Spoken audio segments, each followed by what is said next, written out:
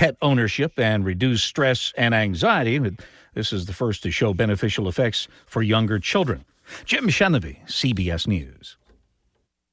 Are you more than $10,000 in debt? Feel like you're on a never-ending treadmill, staying in one place and never getting ahead with those minimum payments? You feel like there's no way out? Don't let the credit card companies bully you anymore. There are programs in place to help you get free of your debt, and you don't have to pay the entire amount you owe. The program at Total Financial Freedom can help you get debt-free in months instead of decades. Get off the debt treadmill and stop the harassment. Get free of credit card debt, signature loans, department store cards, internet loans, and medical bills. Call now at 800-899-8922 for free information. For about 10 years, Total Financial Freedom has helped thousands. They're A+ rated by the Better Business Bureau, too. Get off the endless cycle without having to declare bankruptcy. You'll have the right to settle your debt for a mere fraction of what you owe. Call Total Financial now at 800-899-8922. That's 800-899-8922.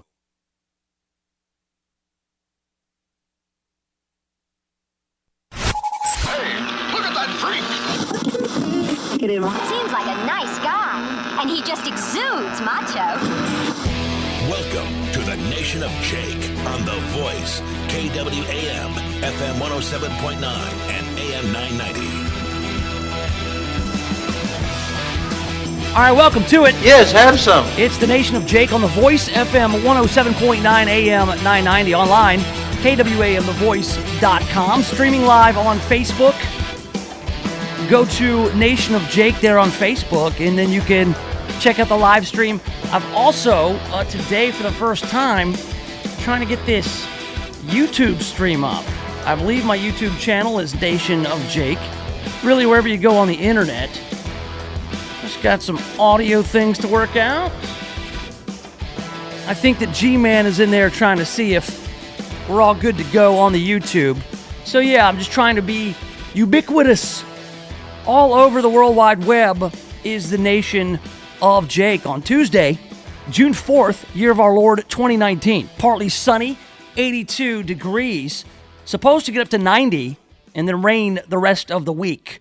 So if you have any outdoor activities, get them done today, because I believe early in the morning, tomorrow, all through the weekend, it's going to be rain and thunderstorms abound. Okay, a lot of coverage today of Donald Trump in his UK visit. We talked about it a little bit yesterday, but now we've got some audio of him there with Theresa May in a joint press conference. The Prime Minister, Theresa May or Margaret Thatcher, depending on who you ask. If you ask Joe Biden, her name's Margaret Thatcher, but it's Theresa May. She is the Prime Minister for a while longer. I guess she's decided to step down. They talked about the Brexit stuff. They talked about some trade deals between the U.S. and the U.K. should they get out of the European Union. And it's funny because the people in England decided, yes, we want out of the EU because the EU has not done anything for us. So we want to be out, and we want to have our own sovereign nation like we have for most of our history. And then there's been all these problems negotiating the exit from the European Union. And then they had some more elections just a short time ago, and they still won out. The Brexit party cleaned up in those elections. So Brexit's not going away. We'll find out if the next prime minister can negotiate the exit. Honestly, I don't know what there is to negotiate. Yeah, hey, this European Union, we're not in it anymore. We quit. We're out. Later. We're not going to pay any more dues. We're done. And we'll talk about that in a little bit. We've also got the city council meeting today, I believe. Is it a city council Tuesday? I can never keep up. It's every other Tuesday. They're talking about that budget, the mayor's budget. They've got some increases for police and fire that exceed what the mayor proposed in the budget. So they're going to have to cut elsewhere or figure out how to pay for these raises. I'm sure the question will come up today, as well as security on Beale Street. Will they extend past the month of May the $5 cover charge to get on Beale? We will hear about that as it moves along today. They've got all these committee meetings, and then they get into like the real meeting, and that's not until like 3:30. So it'll likely be tomorrow before we find out exactly what goes down at the city hall. James Holzhauer, the Jeopardy streak is over. we kind of knew that because some jerk leaked the results of yesterday's show before it aired here at 3:30 in Memphis and elsewhere. I mean, sometimes, Jeopardy airs later. It's an evening show some places, but how did it all go down? And what does James Holzhauer have to say about it? We'll hear from him. And there's also some new research that says dodgeball is a tool of oppression. And I thought it was a joke. I was looking at this research, and I was like, this has got to be satire. Where is the disclaimer? Where is the disclaimer? This cannot be real. But yep, it's real. Dodgeball is a tool of oppression. And we've also got all the latest headlines in the news cruise. We'll do that in just a little while. But the big news around town, everybody's excited. Bluff City Law, the NBC legal drama. They shot a pilot. It got picked up. It will be shot in Memphis. Officials from NBC are expected to announce this week. Shooting on the first season is scheduled to begin on July 22nd and continue through October in an initial slate of 10 episodes.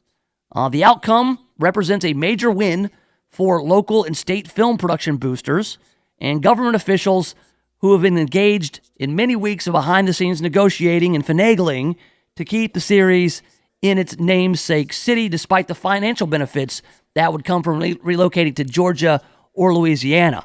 These are states with more lucrative economic incentives for film and TV. I haven't heard if Governor Bill Lee signed off on the $10 million in incentives they wanted to film the show here in Memphis, but I can tell you just the only example that I had was a show called Memphis Beat with Jason Lee.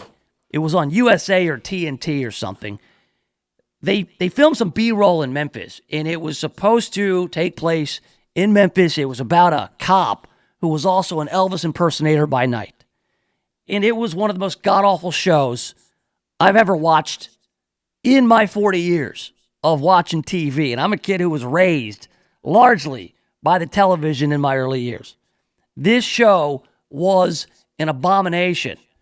The show was such an abortion, it would be legally prohibited from being filmed in Georgia. That's why they had to go to Louisiana, and now they've got an abortion law. In 2019, they couldn't film this show in Louisiana because they've got that abortion law. The show was an absolute terrible TV show. And that's why it got canceled, not because it wasn't shot in Memphis. Now, that said, this is going to make for a better show. It's called Bluff City Law. It should be shot in the Bluff City. Remaining in Memphis also affirms the hopes of the show's creators. According to co-creator Michael Aguilar, the more we researched and learned about Memphis, the more it made sense to set the show here. The more time we spend here, the more excited we become about the stories we can tell. All right, so nothing is official. There's a formality here that NBC officials have to come out and say, yes, we are shooting in Memphis. But that said, that's more of a formality. So, this is going to be great, I think. I mean, this is going to make the show at least have a chance with Memphis people. Because you know how we are. I don't have to tell you. If something claims to be from Memphis and it's not shot in Memphis, we will check out. We will. No matter how compelling the show is or the stories they tell, we'll have a chip on our shoulders and we will say, no, we're not going to watch that show because it's not even shot here, and we would get upset. And that's the way it would go for us. Now, whether or not people across the country would watch, I don't think that they care if it's shot here or not. That said, if they really want to weave the stories of Memphis into Bluff City Law, there are some things that they're going to have to do. I mean, once they get here, you got people who will essentially live here for months and months. They're going to hear stories. They're going to hear references. I mean, I don't think you can have a show called Bluff City Law without Corey B. Trotz. Corey Trotz is right down the street at the Nahon Saharovich and Trotz now. Their whole deal. They do a lot of commercials. Corey B. Trotz has been a massive legal presence in Memphis for as long as I can remember. So, Bluff City Law without Corey B. Trotz, now you're getting into this rabbit hole, aren't you? Not only a show called Bluff City Law needs to be shot in Memphis, it also needs to include Corey Trotz, does it not? And not only Corey, not only that guy, which I think that he should be an extra. He should be a guy that you see at the courthouse a lot. Because that's the thing, when you show a legal drama, it's the same people in and out of the courthouse. I mean, it's a community. So you've got to have the same extras in there walking by. There's no way you would just see Corey Trotz once. So you got to have him in there a lot. And also, you got to have Mike Montesi around. Oh, he of Gaddy, Keltner, Bienvenu, and Montesi. That said, I remember back in the day before Mike Montesi started hanging around and it was just Gaddy, Keltner, and Bienvenu. Maybe you got to have references to some of these old law firms. How about Long, Umstead, and Jones? Yeah, at the corner of Danny Thomas and Poplar in downtown. Maybe some nice bump shots of Long, Umstead, and Jones. That's where I worked when I was in college. And that's how I know so much about the legal community, is I worked as a clerk at Long, Umstead, and Jones. You know, I took lawsuits to be filed. I got to rub elbows with all the people working there at the courthouses. I mean, in downtown Memphis, as far as courthouses go, it's scenic. It really is. You got some beautiful buildings. So, I mean, I think it's going to go well. But see, once these guys get into Memphis, and they even said, the more time we spend here, the more excited we become about the stories we can tell. I hope they decide to tell some stories. Introduce the world to Prince Mongo. Why would you not tell Prince Mongo's story in Bluff City Law? I'm sure that Mongo has had his fair share of legal representation over the years, and there should be some Prince Mongo paraphernalia in the show, if not Prince Mongo himself. How about Jerry King the lawyer? Have you heard about Jerry King the lawyer? Yeah, he's kind of a startup. And he got out of law school a few years ago, and he's working towards partner. But his whole gig is he is Jerry King. That's his name, his given name, Gerald King. And he's a lawyer, and he's going to bill himself as Jerry King the lawyer until he gets a cease and desist from Jerry the King Lawler, because it's very similar. Real similar. Some of the stories you want to tell in Bluff City Law. How about this Tom Lee Park renovation and redesign? I would love to see Jimmy Smits get involved in this. Well, Mayor Strickland, he got a retired Tennessee Supreme Court justice to mediate between Memphis and May executives and the Memphis River Parks Partnership.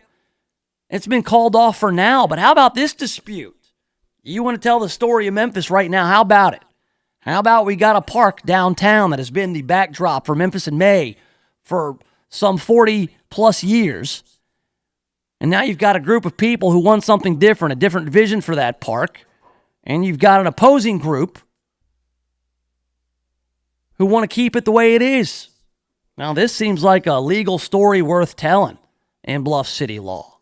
And what are some of the places? I asked you that question on the Facebook page.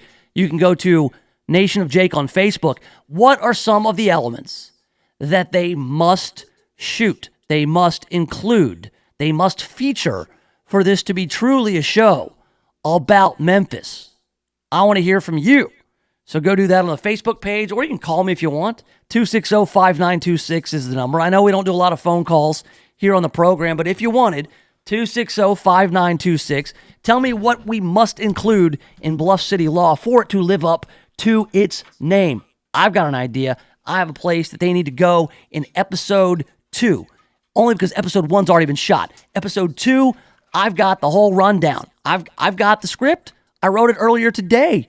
It's fantastic work. I'll share it with you next, right here in the Nation of Jake. The Voice, KWAM, FM 107.9 and AM 990. If you're thinking about buying or selling a home, stop. Don't do anything until you talk to my man, James Underwood. James Underwood has been helping people like you navigate the Mid-South real estate market for more than a decade. So whether you're looking to buy your first home or you want to upgrade to your forever home, James Underwood can help make it happen. No gimmicks, no guarantees, just a rock-solid guy that I've known for 25 years. So now, if you're looking to buy or sell a home, hit up James Underwood with CryLike. JamesUnderwood.crylike.com. That's JamesUnderwood.crylike.com. Did you know that your potential customers look at your website and determine your credibility within 8 seconds? Make sure your business reflects the quality service you provide. Contact Control Alt Design for a free quote today. Today's marketplace is very competitive and you need a professional web presence. Control Alt Design offers web design at a fraction of what the larger firms charge. Control Alt Design has been helping local businesses stand out on the web for over 20 years. They also offer logo design, business card design, flyers, brochures, and more. See their work today at ControlAltDesign.com.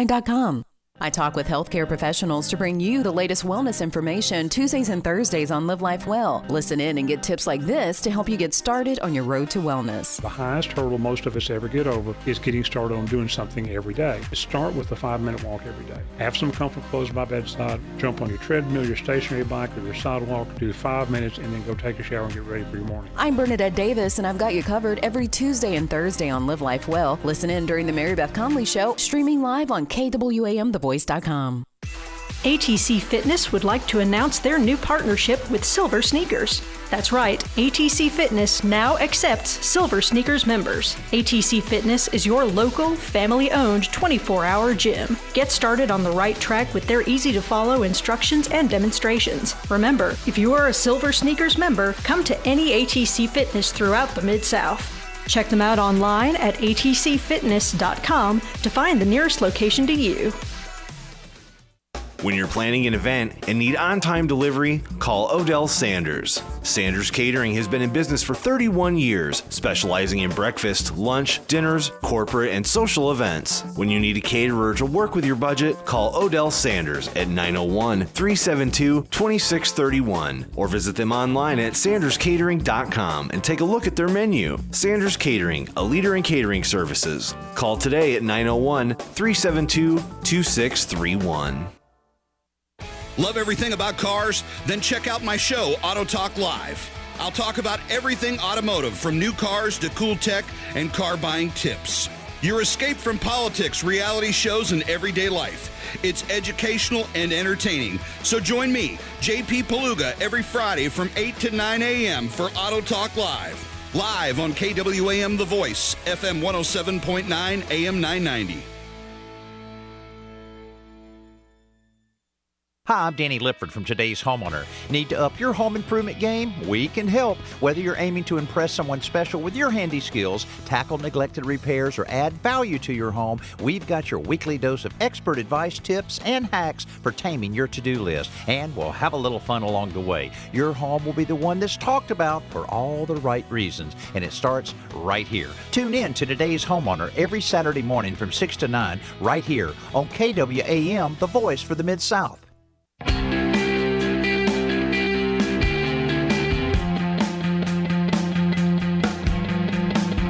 All right, welcome back. Yes, have some. The Nation of Jake on The Voice, FM 107.9, AM 990. We're online, KWAMTheVoice.com, streaming live on Facebook. Just go to facebook.com/NationofJake. You can also check out the YouTube channel, streaming live for the first time ever on YouTube. Maybe one time, sometime soon, I'll be a YouTube sensation, a YouTube star. I'll be that little kid who plays with toys and makes $20 million a year. That's the goal right there. All right, so we've been talking about Bluff City Law, the NBC legal drama that will be shooting in Memphis. It's been alluded to. It has not yet been announced. Man, I hope nobody jumped the gun here. I hope that the shooting in Memphis is not contingent on any $10 million worth of incentives that have not yet been signed off on. That said, usually the media doesn't get a hold of something like this and see it fit to print before they feel pretty good about their information. And I got this from John Bifus from the Commercial Appeal. So I trust in John, and so I'm not going to second guess anything about Bluff City Law. But I have gotten a little bit of inside information. Yeah, that's right. I know some people at NBC, and they have leaked the theme song to Bluff City Law, if you can believe it. Check this out. It's going to go something like this, I'm told. Bluff City Law. It's Bluff City Law, y'all. It's Bluff City Law, y'all. With Corey B. tried. That's a rough mix, I'm told. Somebody's calling. I guess they want to talk about the Bluff City Law. Yo! Hello? I believe I have the wrong number. You have the wrong number. I have the wrong number. I'm sorry. That was the wrong call. My bad. I picked up the wrong line. This is somebody trying to get in touch with G-Man about some fraud protection. Okay, so Bluff City Law. That's a theme song. Everybody's very excited about Bluff City Law. I was asking you guys about things in Memphis that need to be included in Bluff City Law for this to be a Memphis-centric show. It can't just be Jimmy Smits, right? I mean, you got to have some of the heavy hitters in the legal community join up. Maybe Leslie Ballin. Get all Ballins involved. I mean, you got to tell these stories, right? These are their stories. Any legal drama. What about places? What about scenery? I mean, you have to have the must-shoot locations. I mean, not only downtown, where all the courthouses are, you also have to maybe go some other places like the Bass Pro Pyramid. Absolutely. That is crucial to our skyline. Not only the bridges, but then the pyramid. So they'll probably shoot some B-roll out there. You also got to figure V-Live nightclub down there at Winchester and Mendenhall. That somewhere should be featured prominently in Bluff City Law. A lot of laws broken down there. The Chinese sub shop on Summer Avenue. I think Summer Avenue should be pretty much the main thoroughfare they focus on in Bluff City Law. I mean, they'll probably keep it mostly downtown, but from time to time, get over to Summer, get to the old Elwood Shack, and get to the sub shop. One place they could go is Mud Island. Yeah, they need to do it just like in The Firm. Remember the Mud Island? Was all over The Firm, John Grisham's novel turned film with Tom Cruise. The only problem with Mud Island right now is it's falling apart. So if they went to go shoot in Mud Island, outside of that really nice big Memphis sign that they just built to attract people down to Mud Island to take photos on Instagram, and all those trendy millennials, they wanted to go down there and take selfies with the Memphis sign. Well, people did, and they have, and they're going down to see the Memphis sign. But you know what else they're seeing when they get to Mud Island? They're seeing large accumulations of algae in the Mississippi River replica. All right, now, when I was a child, a small child, I would go down to Mud Island for fireworks, as I recall, July 4th or any other special occasion. You go down to Mud Island, ride the car over, get down there. I was told that Mississippi River replica was the Mississippi River. And I was a stupid little kid, and I thought it was the river. So I walk around in the replica. It was nice. It was clean. I loved it. I mean, the artist who did that, and it's held up pretty well over time as far as, the actual structure. But now it's all gross. Yeah, visitors heading down to Mud Island River Park to see the new Memphis sign, which is an attraction, were appalled to find large accumulations of algae in the Mississippi River replica. One park goer wanted a photo by the Insta-worthy Memphis sign, but said she was disappointed before she made it over to the park's newest attraction. By the time we got down here to the Gulf area, what we saw was just terrible. That's Courtney Lawler. She then posted 20 pictures of green water to her Facebook page, garnering several concerned comments about the state of the park. The circles in the Gulf where the water pools had collected, there was just a thick slime and scum and mold and just gross. Memphis River Parks say they clean the area monthly or bi-weekly, depending on how much of the algae blooms. Mud Island is open 7 days a week, which means maintenance has to happen with visitors in sight. We keep it open all the time, says George Abbott, Director of External Affairs at Memphis River Parks. Obviously, it's not ideal if someone turns up and it looks a bit like this, but it's a necessary part of keeping it clean. Abbott explained that typically 4 workers are out, with additional staff on busier days. Park visitors think even more are necessary. I mean, with that few people here at all times, no wonder it looks the way it looks, says Courtney. The water is not the only issue. Out-of-service monorail is too expensive to fix, according to park officials. Abbott says the system requires custom-made parts. It's set to be unavailable for this year, leaving visitors to walk or ride over to the park. So what it does is it raises the question that I raised on this program a couple of weeks ago. Why is Memphis River Parks Partnership so focused on the Tom Lee Park redesign? There's nothing wrong with Tom Lee Park. There's nothing wrong with it. It's not ideal for the purposes you want. You want it to be some oasis. You want there to be trees and basketball courts and water structures, and you want to make it into some seventh wonder of the world, and that's fine to have a vision for Tom Lee Park, but how about focus on what's actually broken? The monorail over to Mud Island is broken. The foundation of Mud Island, from what I understand, is all crooked. Need to get Ramjack out there or something, fix that up. Maybe treat the water in the Mississippi River replica. Maybe a little bit of chlorine or something.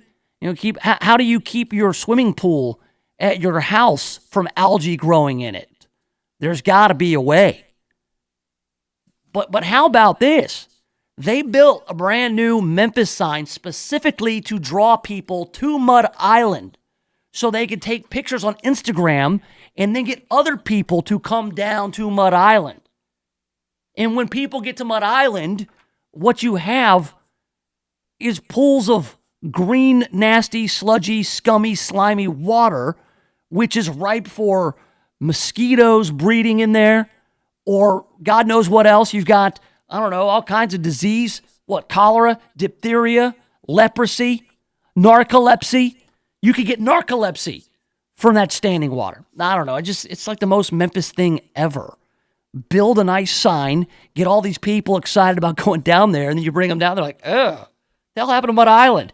Because if you're like me, I was just telling you, when I was a little kid, I thought that the Mud Island Mississippi River replica was the Mississippi River, right? And it was so much fun. I've got great memories of not only going down there as a little kid, but also, do they do shows at the amphitheater anymore? Mud Island Amphitheater. Some of the best rock shows that I've ever gone to were at Mud Island. Back when I liked terrible music, I saw 311 there. Yeah, it was a lot of fun.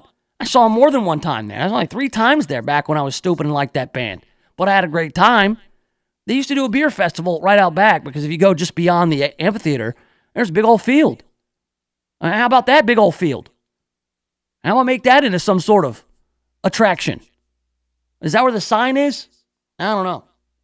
I haven't been down there in a long time because it's been in disrepair. And there's been nothing to do.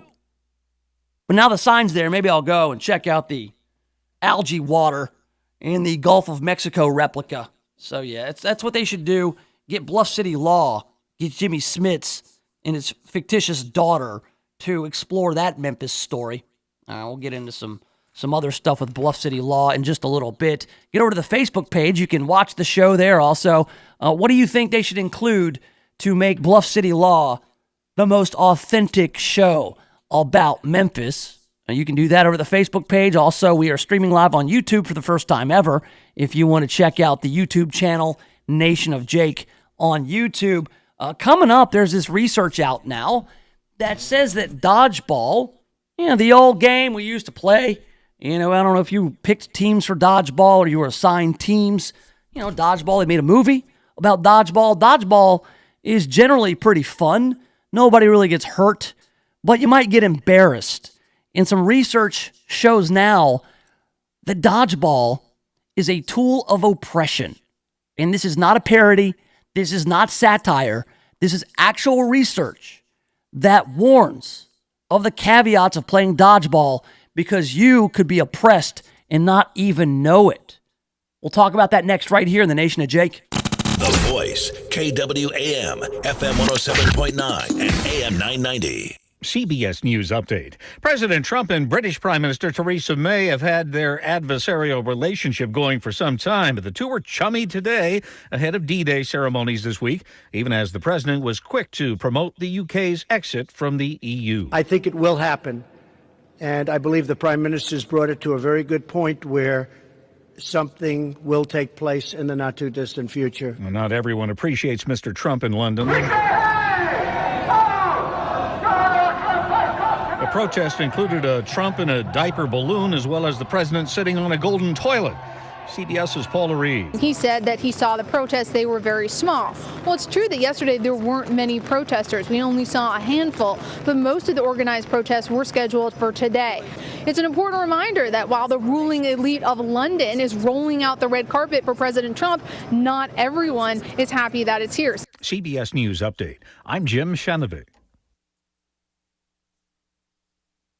Tune in to Mind Your Business, hosted by Ronald Meredith of the Financial Center, every Sunday at 3 p.m. on The Voice. Ronald talks to local and national business and political leaders that will share what it takes to influence others and achieve high results. The ins and outs of planning a new business, raising the money you need, and making connections that count, and so much more. Join us every Sunday at 3 p.m. for Mind Your Business, right here on KWAM The Voice, FM 107.9 and AM 990.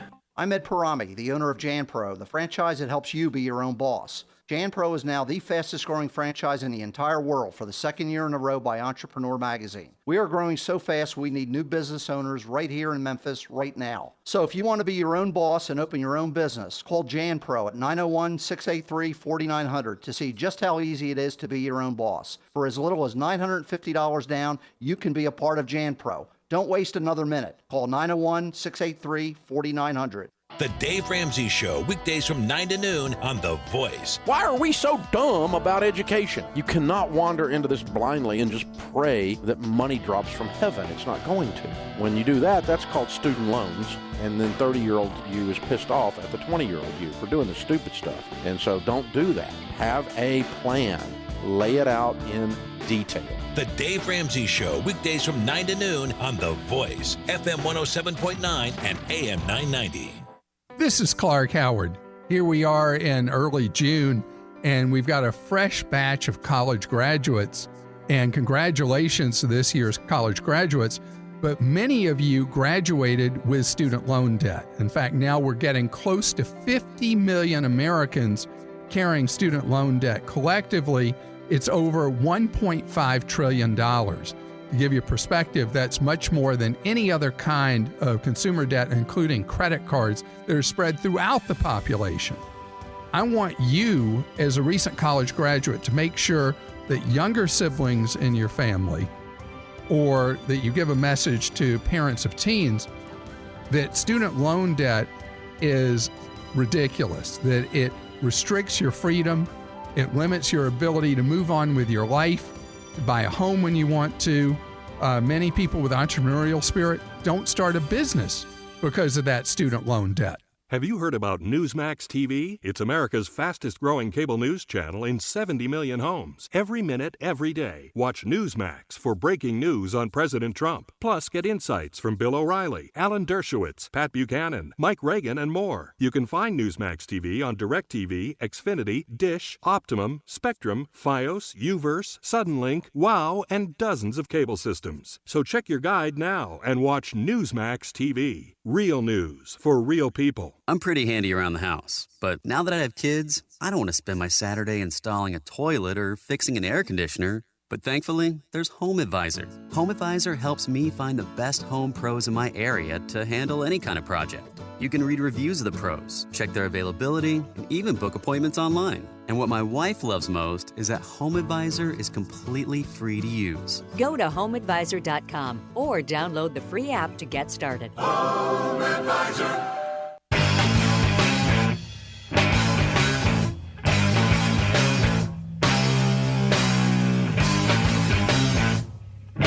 All right, welcome back to it. Yes, have some. It's the Nation of Jake on The Voice, FM 107.9, AM 990, online, KWAMTheVoice.com. We are streaming live now, both on Facebook and YouTube.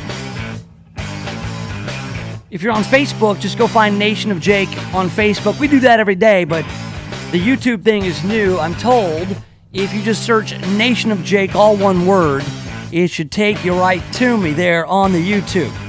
I'm trying to get a link to post onto the Facebook page, kill two birds with one stone, but I don't know how to debug a script. Does anybody else know how to debug a script?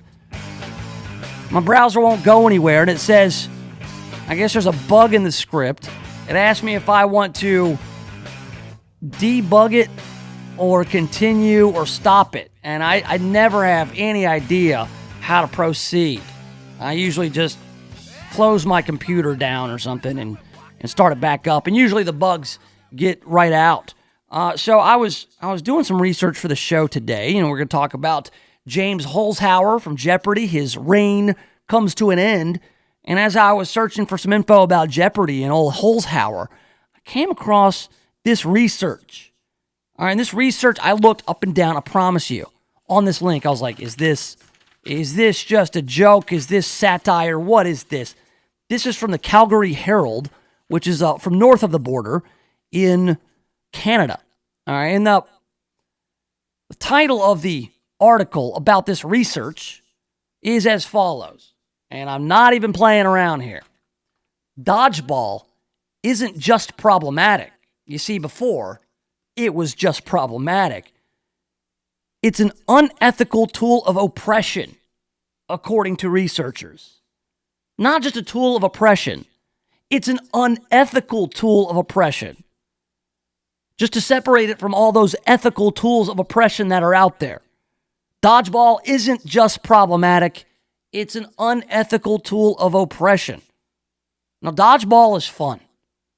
I once played in an adult dodgeball tournament. When I was living in Atlanta, I was invited by a sister station we had. I worked for a talk station, but down the hall was an alternative station. And they said, hey, we need somebody else for dodgeball. You want in? And I was like, yes, adult dodgeball, thank you. I was awful at dodgeball as a kid, and I want to redeem myself. So I was like, sure. Let's go. We had these awesome shirts that had a photo of Chuck Norris, and it read, Chuck Norris doesn't dodge balls, balls dodge Chuck Norris. It was right in the height of the Chuck Norris facts. So as an adult, I was saying, hey, I'm going to get together with my friends from down the hall at the radio station and play dodgeball with other consenting adults. But little did I know, I was engaging in an unethical tool of oppression. I was an oppressor, and I was being oppressed all at the same time. All right, let's get into the research here. Thousands of academics are gathering in Vancouver for the annual Congress of the Humanities and Social Sciences from June 1st through the 7th. They will present papers on everything from child marriage in Canada to why dodgeball is problematic. In its Oh, the Humanities series, the National Post showcases some of the most interesting research. According to the Calgary Herald, the games children play in schoolyards are famously horrible. If you stop and think about them, oh yeah, horrible. Tag, for example, singles out one poor participant, often the slowest child, as the dehumanized it, who runs vainly in pursuit of the quicker ones. Capture the Flag is nakedly militaristic. British Bulldog? What is British Bulldog? Either way, British Bulldog has obvious jingoistic colonial themes, and Butts Up involves deliberate imposition of corporal punishment on losers. What is it, Butts Up? I've never played British Bulldog or Butts Up. You know, one thing they left out here, and maybe it's outdated. I don't know about you, but there was a game we used to play when I was a kid called Monkey in the Middle. Monkey in the Keep Away. And you would keep the ball away from the monkey in the middle. It's pretty much what it is. There was another one that has a more problematic name, and you know what I'm talking about. In the 80s, we threw these words around like they were nothing. It's nothing to be proud of. But the game was called Smear the Queer, if you recall. And it had nothing to do with homosexuality. It had everything to do with you being different. You smear the one who's different, the one with the ball. That's what it was, but that name will not fly in year of our Lord 2019, and I've pretty much deleted that one from my lexicon. We don't call it Smear the Queer anymore, all right? There's a lot of other things whose names have changed. We used to play wall ball. Remember wall ball? And that was less oppressive, I guess. You'd have to, bounce a ball against a wall, and if you mishandled the ball, you have to run and touch the wall, and then they threw the ball at your butt. Others called it butt peg. All right, so the games that kids play are cruel. I mean, as outlined here by this Canadian newspaper. But none rouse the passions of reform-minded educational progressives, oh my God, quite like dodgeball, the team sport in which players throw balls at each other, trying to hit their competitors and banish them to the sidelines of shame. When the Canadian Society for the Study of Education meets in Vancouver at the Congress of the Humanities and Social Sciences, a trio of education theorists will argue that dodgeball is not only problematic in the modern sense of displaying hierarchies of privilege based on athletic skill,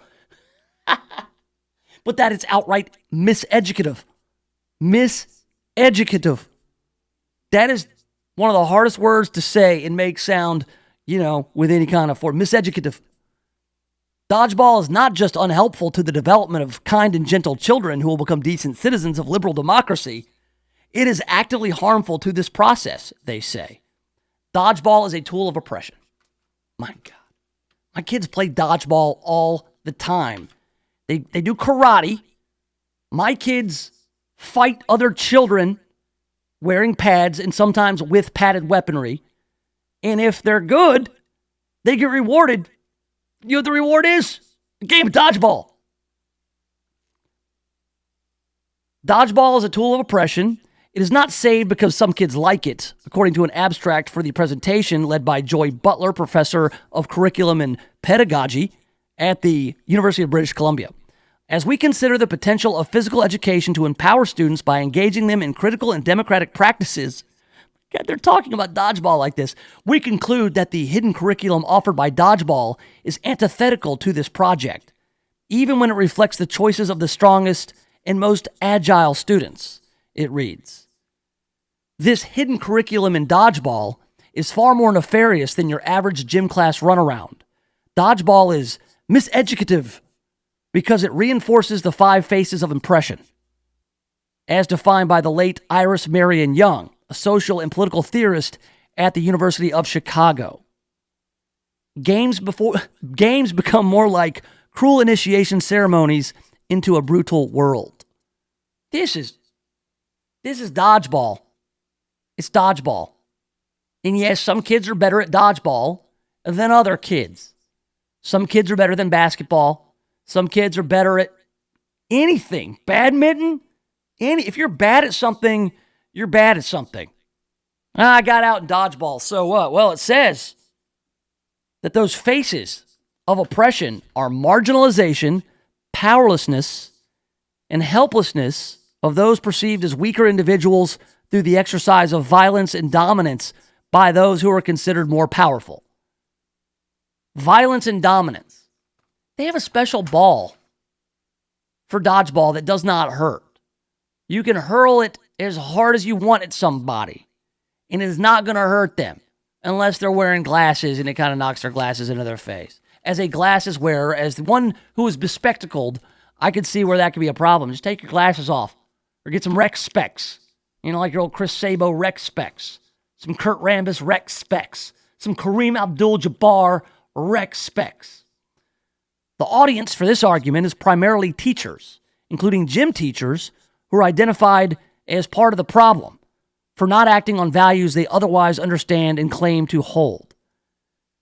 Despite the fact that many physical educators understand their vital role in helping students develop robust, equal, productive relationships and critical awareness, their practices on the ground do not always reflect this agenda. We suggest that this tension becomes sharply visible in the common practice of allowing students to play dodgeball. People are getting paid. These are educators and researchers who get paid through grants, public grants, in order to come to conclusions about things like dodgeball. They even cite the 2004 movie Dodgeball.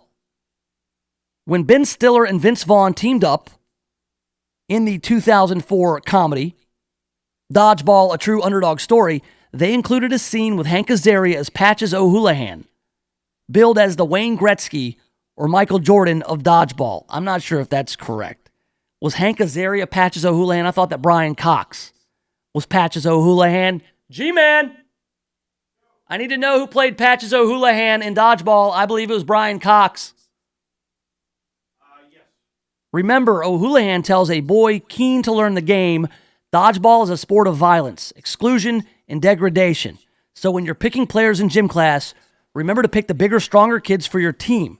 That way, you can gang up on the weaker ones, like Winston here. Okay, yeah, they are citing the movie Dodgeball in order to prove that the actual schoolyard game Dodgeball is oppressive. They're citing Patches O'Houlihan. These are researchers who are paid largely with public funds and then, in turn, are in charge of shaping policy for children. And they are citing a fictional character, Patches O'Houlihan, and they don't even cite the right actor. I believe it was Brian Cox, not Hank Azaria. Yeah, I believe it was Brian. He's also the one that says if you can dodge a wrench, you can dodge a ball. Right, Patches O'Houlihan, right? Listen, I could be completely wrong. I could be conflating two different characters. Yeah. But I would think that if you are going to do research on Dodgeball and cite the film Dodgeball from 2004 as a part of your research, you should at least get that right. So I listen, this, I don't know what's worse. There's somebody seriously with a straight face writing and presenting that Dodgeball is not only problematic, but it is an unethical tool of oppression. Like they actually went to like a real professional, what do you call these things, conventions? And they presented this with a straight face to physical education teachers, educators. It's kind of, I thought that this was maybe it is. Maybe this is all hoax. Maybe it's a ruse. What you got there, G-Man? Were we wrong or are they wrong? We're partially right and partially wrong. Oh, really? It's Rip Torn. It's not Brian Cox. Oh, I knew it was some old ugly guy, though. But Hank Azaria plays the younger version of him when they do like the flashback video. Okay. All right, yeah. Well, so I was wrong, and they were less wrong, but we were all wrong. But it was not Brian Cox. It was a guy who looks a lot like it was Rip Torn. Brian Cox is the chief in Super Troopers. That is right. Both old ugly guys. Yes. Pretty much. Same guy. All right. I refuse to stand down. All right. There you go. Just so you know, so your kid's playing dodgeball at school, you might have a real problem with unethical tools of oppression. There you have it. You buy into it? I mean, yeah. It's embarrassing to get out in dodgeball. It's embarrassing to be picked last. Sometimes other kids are going to be better. So what do? You either get better, don't play something else, do something else that you're better at. Ask for an alternate assignment if you're being oppressed. Can you imagine a kid saying that to his coach, his basketball, or his gym coach, fifth grader? Coach Lindsay, I feel like dodgeball is an unethical tool of oppression. And then just get hit right in the face. And those dodgeballs make such a distinct sound when they bounce right off your head. Here's the thing, man. Catch it. Catch the ball, and then they're out. That's how you do it. All right, coming up, Jeopardy. Yeah, it's come to an end. James Holzhauer is no longer the Jeopardy champion. He does not overtake Ken Jennings. How did it all go down? We'll do it next right here in the Nation of Jake. The Voice, KWAM, FM 107.9 and AM 990. Hey everybody, Michelle Calhoun here. I am the host of a new show called The Power of Her Story, where I'll be interviewing female business owners all over the Memphis area every Tuesday morning at 8 a.m. I believe that when we share women's stories, it empowers more women to write their own. Follow me on Instagram at The Power of Her Story. The Power of Her Story is brought to you in part by these great sponsors: Brown Properties, 901 eLearn, and its Patreon community. I read a lot of blogs. One of my favorite blogs is in regard to the choices we make every day. I've always been a ready, fire, aim kind of guy. I like to make a quick decision and move on. However, as I've aged, I've learned that a little aiming before firing actually leads to better results. So take a minute to aim before you fire. It'll make your world a little kinder. To learn more, check us out at thekindnessrevolution.net. Planning for retirement can be confusing and overwhelming. Tune in to the Servant Retirement Show to hear the current news and events today's retirees need to know. Every Saturday morning at 8 on KWAM, The Voice, AM 990. If you want to talk to Dan Groban or Philip Menard today about your retirement plans, call the team at Servant Advisors Group, 855-260-1000. That's 855-260-1000. Get started on the path toward a comfortable retirement today. 855-260-1000. When's the last time you looked at the windows in your house? Not through the windows, but at the windows. Really looked at them. There's dirt, streaks, buildup, smudges, fingerprints, paw prints, spider webs, dead bugs. There's little white speckles. I have no idea what they are, and who knows what else. Now, cleaning all the windows in your house makes a big difference, but it's also a big job. That's why you need Just Windows Home Services. Just Windows has been taking the pain out of window cleaning since 1992. Just Windows cleans all types of windows, storm windows, screens, skylights, interior, exterior, upstairs and down. Now, I know I told you the company is called Just Windows Home Services, but they do a lot more. Roof and gutter cleaning, pressure washing, mirrors, blinds, ceiling fans, light fixtures, chandeliers. Look, if you've got hard to reach areas of the house, then you need Just Windows Home Services. Call for a free estimate, 751-3934. That's 751-3934, or get them online at justwindowsmemphis.com. That's justwindowsmemphis.com. For baby boomers, here's something to think about. Will you have enough income during your retirement? Are you absolutely sure? Do you understand the difference between growth and income? How about bonds and bond funds? Are you 100% ready for RMDs? Do you have an estate plan? If you've said no to any of these, we can help. Right now, log on to theretirementincomeDoctor.com and tune in our brand new radio show right here, Saturday mornings at 10 a.m.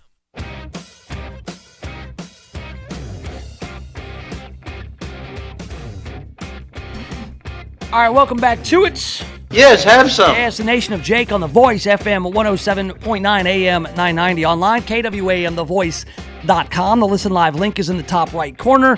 You can also stream the show on Facebook and on YouTube. Just find Nation of Jake on Facebook and or YouTube, and you can check it out. The YouTube thing is brand new. Hopefully, I'll become the latest YouTube sensation, and I'll make $20 million like that kid. What is it, Ryan's Toy Box? Gets on there, does videos where he opens up toys. Made $20 million. Imagine that. I want my kids to go be cute on the internet and get me $20 million. But for now, it's all on me. All right, so another way to make millions would be to go on Jeopardy. I had a buddy who tried out for Jeopardy one time. So intimidating. I don't know if I could do it. I mean, you got to buzz in. You got to know things. I know a lot of things, but not like these guys know. It's pretty insane. When you get a guy on a run like a Ken Jennings, a James Holzhauer. Well, there was some talk yesterday. James Holzhauer tweeted out, something big was going to happen. And we knew something big was going to happen. Either James Holzhauer was going to become the all-time regular season Jeopardy earnings champion, or he wasn't. So we knew either way. So Holzhauer didn't give it away, but somebody at Jeopardy leaked the video of what happened. Well, James Holzhauer is no longer the Jeopardy champion. He fell to a librarian named Emma Boddicker. All right. Now, people are asking, how does this happen? Well, the more you play, the better your chances are that you're going to lose at some point. He goes up there every night for, it's been months, it seems. He goes and he wins. He bets big and he wins. Well, what happened? Well, during Final Jeopardy, he was trailing. Holzhauer had $23,400 going into Final Jeopardy. Emma Boddicker, in first place, had $26,600. And third place contestant Jay Sexton, he had $11,000. All right, now Holzhauer played a little game theory here. All right, he knew that he could not beat Emma Boddicker if she got the right answer, because he knew that even if he doubled up and he bet it all, he would only get 46.8. And he knew that she was not going to let him win that way. So what she did was she bet enough, because she had more, to be $1 over his 26-8.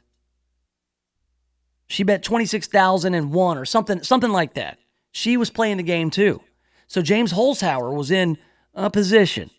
He said, look, I could bet it all, but if I'm wrong, then I lose it all. I'd be in third, and I don't want to be in third. If I bet conservatively, then the third place guy can't touch me even if I do get it wrong. He's like, but if I bet conservatively and I get it right and Emma Boddicker gets it wrong, then I win. He was doing the Doctor Strange thing from Infinity War and looking at all the possible outcomes, and that's how it all went down. But man, I made $2.4 million, and second place ain't too bad. The Mid-South station with the most local talk and CBS News at the top of every hour. KWAM, Memphis.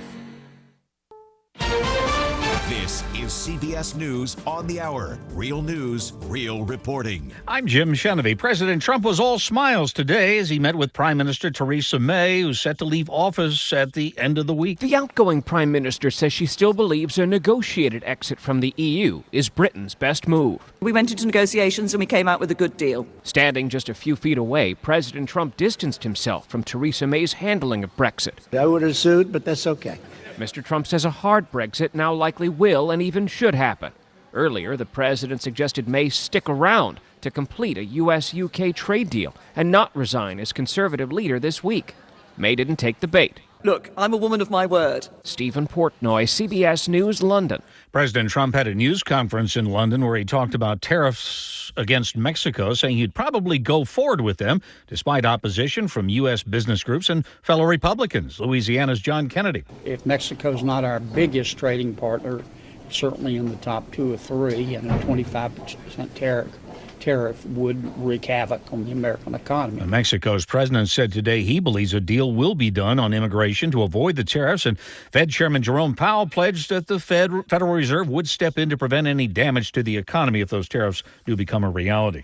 The Trump administration enacting some new restrictions on travel to Cuba. CBS's Kenny McCormick. The State Department calls it a strong action that prevents U.S. travel from enriching the Cuban military, security, and intelligence services. It prevents anyone from traveling under the People-to-People Educational Program and will no longer allow cruise ships or yachts or private or corporate aircraft. This is largely due to Cuba's role in Venezuela. It strongly supports President Maduro there. The Trump administration has grown increasingly frustrated over the fact he's still in power. China today issued a warning to its citizens about travel to the U.S., saying Chinese visitors have been interrogated, interviewed, and subjected to other forms of harassment by U.S. law enforcement agencies. A judge in St. Louis heard arguments today in Planned Parenthood's lawsuit aimed at preventing that state from lifting the license of its only abortion clinic. Mebby Mead heads Planned Parenthood Advocates of Missouri. So we're very concerned about this notion that people still don't know from day to day. They're on pins and needles about whether they can access safe and legal abortion in their home state. Of course, no matter what, Planned Parenthood continues to stay open and provide that care, and they'll continue to fight to do so. And the judge must decide whether the state can force physicians who've been performing abortions at that clinic to testify. On Wall Street, the Dow is up 435 points, or 1.7%. The NASDAQ has added 162. This is CBS News. Would you risk your career or your life to go up against a big company if they were doing something wrong? Meet people who did. Whistleblower on CBS Friday.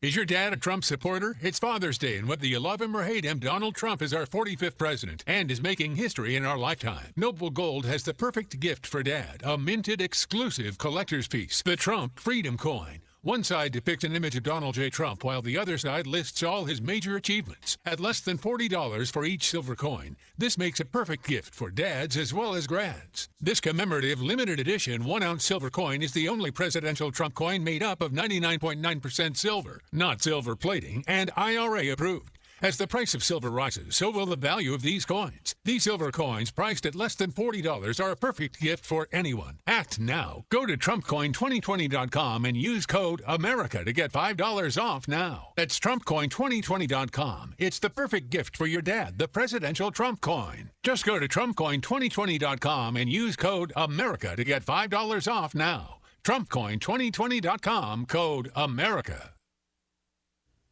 California's backing off putting health warnings on coffee. 15 months ago, California regulators were backed by a judge. Ominous warnings would have to be posted by coffee sellers in the state. Starbucks and other retailers were roasted. All because of a chemical in the roasting process, acrylamide. It's on a list of possible carcinogens. But now state officials say the idea has been scrapped. They say coffee does not pose a significant cancer risk.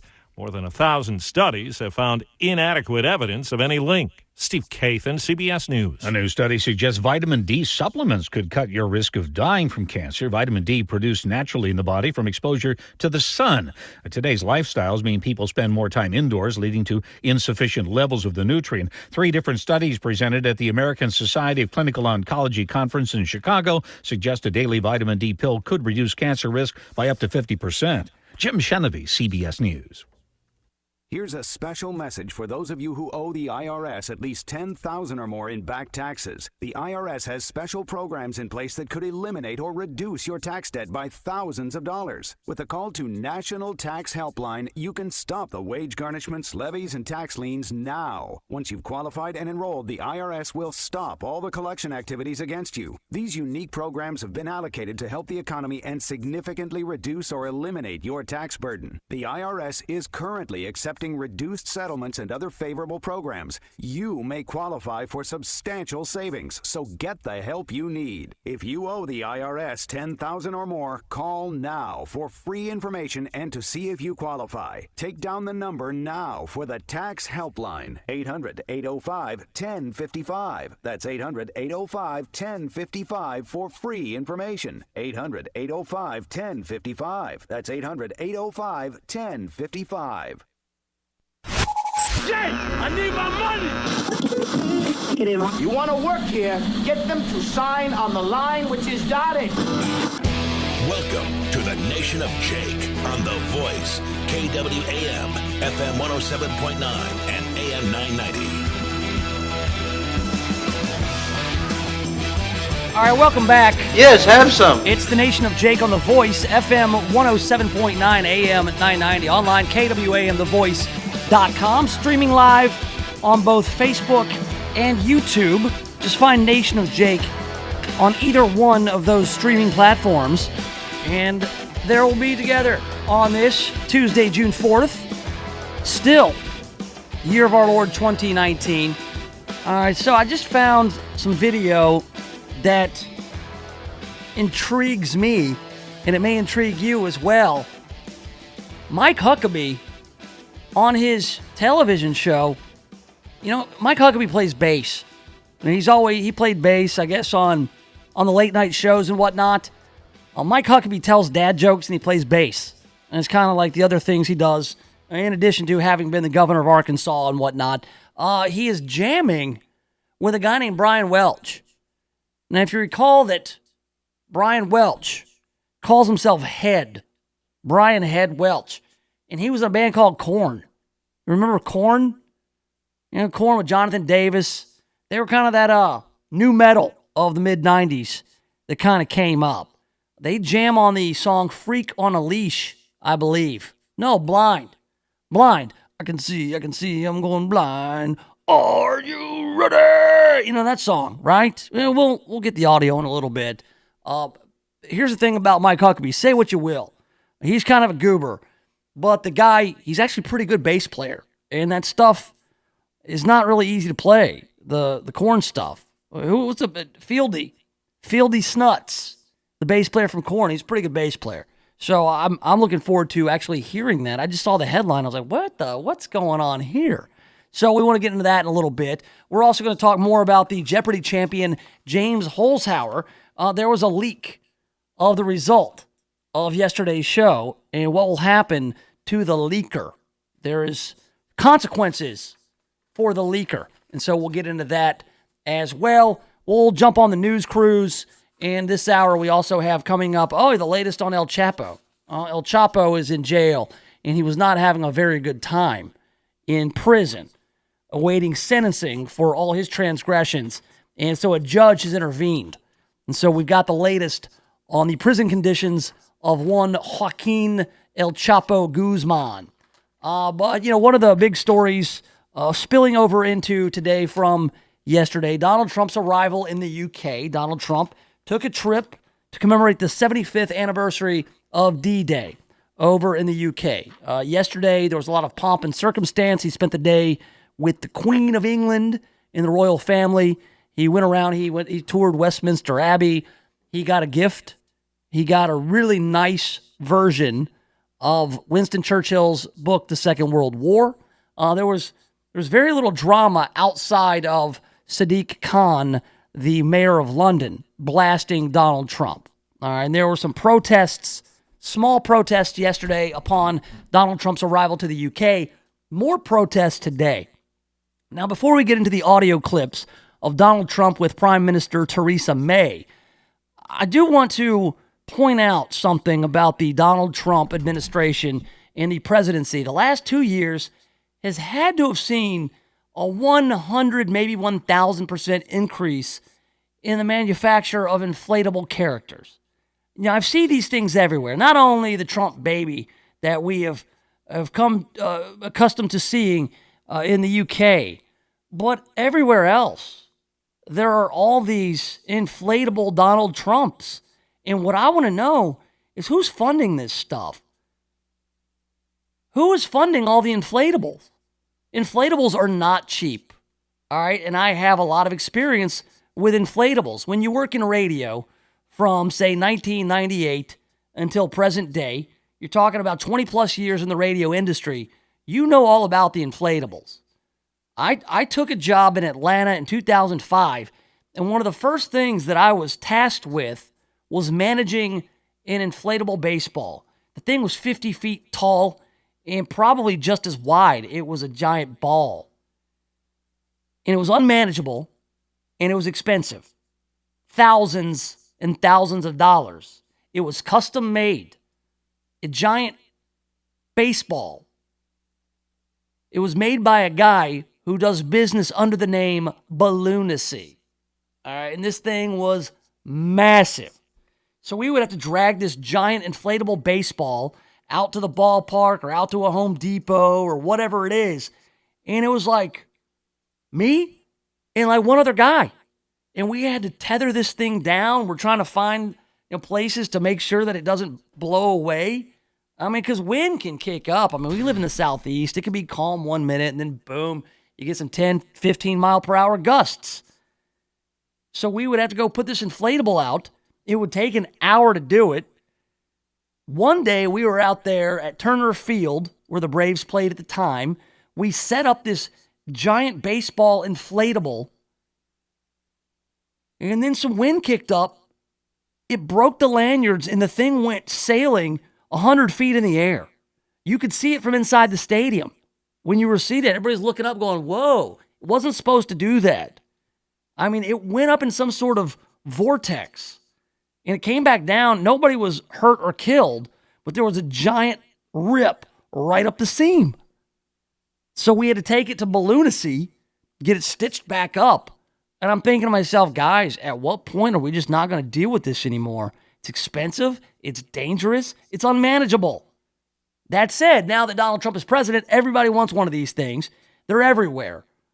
All right, and look, who's paying for it? It's what I want to know. There's dark money behind all the inflatables. All right, so Donald Trump is there. There are protests. I don't understand why people in the UK care so much about Donald Trump. I don't get all bent out of shape when world leaders come visit the United States. And there's not a lot of guys out there who are so polarizing that if they came to the United States to visit, that I would go out and have an inflatable of them made and then fly it outside the Capitol. I'm not doing that kind of stuff. I'm just not. It's not really my thing either. I'm not really much of an activist. That said, when Trump visits the UK, all eyes are on the UK. So you're going to have all this grandstanding.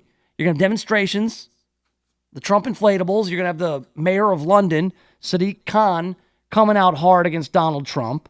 And then when Donald Trump actually goes over there for a little bit of diplomacy, you get the questions. And so we've got some of the audio from the press conference with Theresa May. I need to stop all this music and then get the audio going. Let's see what they're asking in the press conference. Let's go. President Trump, Beth Rigby from Sky News.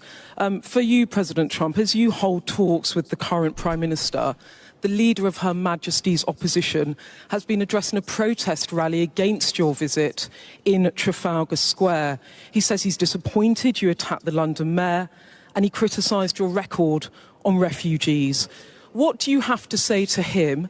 And is this man someone you could do a trade deal with? And to you, Prime Minister, do you think that Sadiq Khan is a stone-cold loser? Thank you. You're talking about the Mayor of London.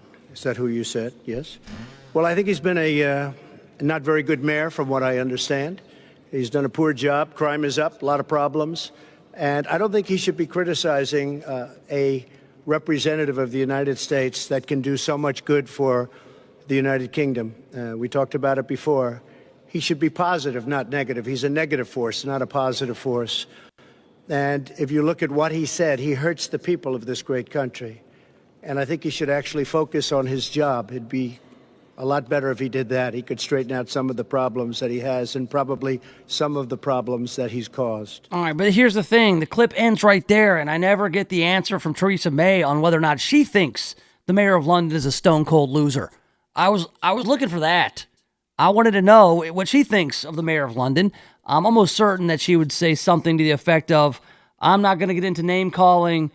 I do not think he's a stone-cold loser. We disagree on many things, and it would be something classy, as the old English are. Now, there are some other points here about Brexit. Now, I was told when the Brexit thing happened, when the fine people of jolly old England decided they didn't want to be in the EU, that they wanted to leave the European Union, I was told that it was doom and gloom. I was told that the global economy was going to be depressed. None of that has happened, but the actual Brexit hasn't even happened because they've been trying to negotiate this thing instead of just doing like a hard Brexit. So I guess what they did, like David Cameron, who was the former prime minister, he decided, sure, yeah, we'll do a referendum. We'll go ahead and vote on the Brexit. He was so sure of himself that no, nobody wants to really leave the EU. And then so they went out and they voted. And then they said, yeah, we want to leave. We're not getting as much out of the EU as other countries are, because you got makers and takers. You got countries like France and Germany and the UK who are the makers, and then you've got some countries like Spain and Greece and Italy who like to take naps in the middle of the day and retire at 50. And that's why the UK is sick of carrying the water. And that's the sentiment of a lot of people, a lot. There are more people in the United Kingdom than just those people in London who are represented by Sadiq Khan. All right, so a lot of people in England, they want it out. And so the English Parliament has been hemming and hawing for something like 2 years trying to negotiate this Brexit deal. And then they just had some elections not long ago, a few days ago, where the Brexit party dominated. And the way they do it is different. They've got multiple parties, and they've got different representation within Parliament. 32% of the seats, which was the majority, were won by the Brexit party. Nigel Farage and Boris Johnson and those guys. So the appetite for Brexit in the UK has not waned. They haven't forgotten about it. They still want out of the EU. And so I guess Theresa May at the end of the week, she's out.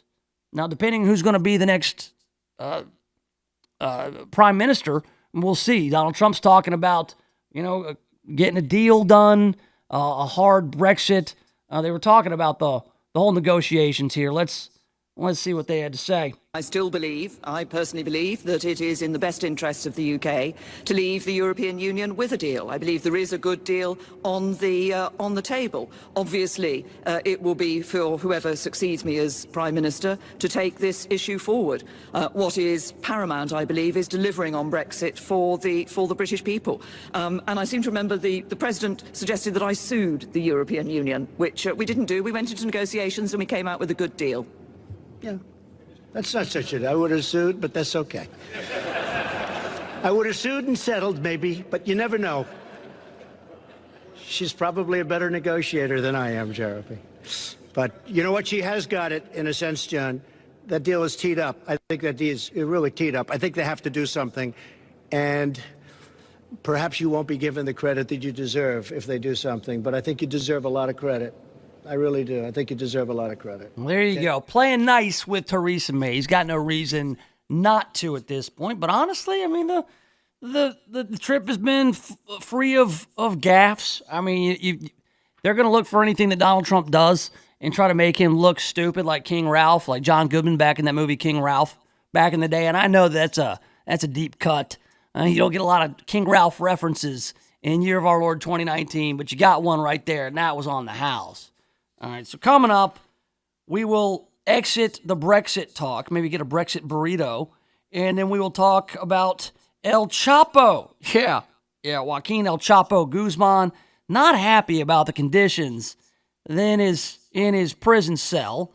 And then that's just the thing. When people like complain about being in prison, saying, hey, I'm uncomfortable, it's like that's kind of the point. Now he has made some requests, has El Chapo, and a judge has made some decisions on those requests. And we're going to talk about those decisions next, right here in the Nation of Jake. The Voice, KWAM, FM 107.9 and AM 990.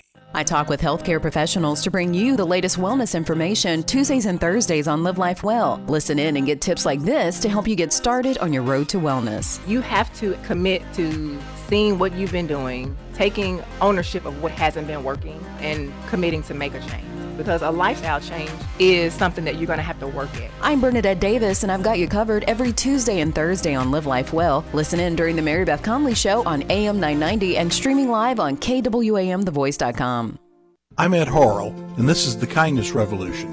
It's hurricane season, and with hurricanes comes advertising for organizations who represent themselves as places where helping citizens can make donations to assist victims. So if your heart is telling you to make a donation, listen to your head as well, and open the door for some research. Check out the history and giving percentages of the charity. This is public information, and if you can't get it, don't give. To learn more, check us out at thekindnessrevolution.net. Wildlife Solvers can rid your home of unwanted animals. Now, you may have heard about my raccoon saga. A family of raccoons moved into my attic, the mama raccoon and her babies. I fought with them for weeks, and then I called Wildlife Solvers, and within a few days, the raccoons had just vacated the premises. They up and left. Wildlife Solvers can remove rats, possums, squirrels, bats, moles, snakes, birds, you name it. They also repair any damage done to your home and prevent unwanted visitors from coming back. If you hear odd sounds coming from your walls or roof, contact Wildlife Solvers at 485-5564. They've got 25 years experience, free estimates, and animal removal is 100% guaranteed. 485-5564 for Wildlife Solvers, online at wildlifesolvers.com. The June edition of The Best Times is now available, and as always, it's filled with valuable and interesting information. There's one article everyone in the Mid-South should read about how and why to protect your identity, especially using your smartphone. Also, there's an interview with the new CEO of the Memphis Chamber of Commerce, Beverly Robertson. The Best Times is available at over 250 locations, including all Kroger stores, CVS pharmacies, the YMCA, and your local library. Pick up your copy and keep yourself informed. You'll be glad you did. The June edition of The Best Times is now available, and as always, it's filled with valuable and interesting information. There's one article everyone in the Mid-South should read about how and why to protect your identity, especially using your smartphone. Also, there's an interview with the new CEO of the Memphis Chamber of Commerce, Beverly Robertson. The Best Times is available at over 250 locations, including all Kroger stores, CVS pharmacies, the YMCA, and your local library. Pick up your copy and keep yourself informed. You'll be glad you did. If you're thinking about buying or selling a home, stop. Don't do anything until you talk to my man, James Underwood. James Underwood has been helping people like you navigate the Mid-South real estate market for more than a decade. So whether you're looking to buy your first home or you want to upgrade to your forever home, James Underwood can help make it happen. No gimmicks, no guarantees, just a rock-solid guy that I've known for 25 years. So now, if you're looking to buy or sell a home, hit up James Underwood with CryLike. JamesUnderwood.crylike.com. That's JamesUnderwood.crylike.com. When you're planning an event and need on-time delivery, call Odell Sanders. Sanders Catering has been in business for 31 years, specializing in breakfast, lunch, dinners, corporate, and social events. When you need a caterer to work with your budget, call Odell Sanders at 901-372-2631 or visit them online at sanderscatering.com and take a look at their menu. Sanders Catering, a leader in catering services. Call today at 901-372-2631.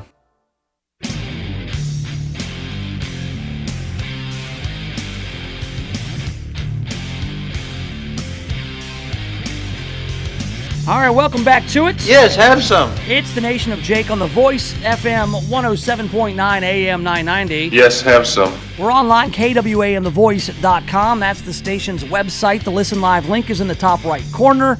Or you might prefer a video feed, a live stream on Facebook. You can do that.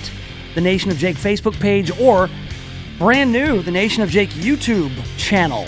Just go find it, Nation of Jake, run it all together, and you'll find me there on YouTube. Hopefully, I can be a YouTube sensation, make a bunch of money. That's the plan. All right, so we like to keep up with El Chapo around here. I just find it fascinating. And that's part of the problem, is that many people in America get so wrapped up in these drug lords' exploits, the stories. They're legendary. I mean, you go back to Pablo Escobar. Who was the guy after Escobar? There's a bunch of other guys, a bunch of drug lords. You know, what was his name? Al Pacino, Scarface, Tony Montana. You know, that whole movie was all about that lifestyle. Music. It's always romanticized. That said, it's not so good to get into that stuff, especially because it all catches up to you, and it caught up to El Chapo. You know, we covered the trial. We talked about all the awful things El Chapo did, but also there's the lavish lifestyle. I mean, what this guy was used to doing, pretty much whatever he wanted, whenever he wanted. And he also did some awful things over the years, and he's paying the price for it. But now, he doesn't like it so much. After he's been caught, and he's been thrown in jail, and he's being held until his sentencing. He's in prison. He'll likely stay there for the rest of his life. A federal judge has denied Joaquin El Chapo Guzman's request for better prison conditions after federal officials claimed some of the drug lord's demands might be part of a ruse aimed at helping him escape. Now, Guzman escaped Mexican custody twice before being extradited to the U.S. for trial in 2017. He had requested at least 2 hours of outdoor recreation per week, access to the main commissary, the ability to buy 6 bottles of water a week, and earplugs to alleviate headaches and ear pain and help him sleep. Now where he is now, he's in a Supermax here stateside. He's not getting any help from his buddies like he did in Mexico. Back in the Mexican prison, he could just hang out there until his dudes built tunnels, which the prison pretty much allowed because El Chapo owned so many Mexican officials. There were allegations that he paid off the president of Mexico. President of Mexico at the time, Nieto, I think his name was Nieto. He denies it. But would you put it past El Chapo to have bought off the president of Mexico? I mean, when you read the stories and you watch the documentaries and the docudramas about these drug lords, everybody was on payroll. So when you put him in a Mexican prison, it's all for show. That's all it is. And it's just a matter of time before he gets out. So I don't think that El Chapo is some sort of escape artist. He just owned all the institutions in Mexico, and he just had to wait around to be released. It's all the old Evening Ralph, Evening Sam stuff. Now, because of his criminal stature and previous escapes, he's been designated to an inmate subject special administration measures, SAMs. Out of concern he might continue running his drug empire, coordinate an escape, or direct attacks on people helping the government. His legal team last month said the conditions of the designation amount to cruel and unusual punishment. And we went into cruel and unusual. It can't be cruel or unusual. Cruel punishment is fine as long as it's usual or unusual. No, just usual. It has to be cruel and usual, or it could be uncruel but unusual. You see what I'm saying? Probably not. It's convoluted and stupid. U.S. District Judge Brian Cogan disagreed in his decision.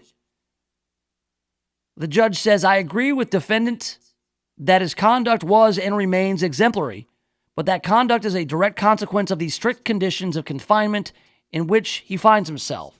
His continued good behavior is not reason to modify them. It is a reason to keep them in place.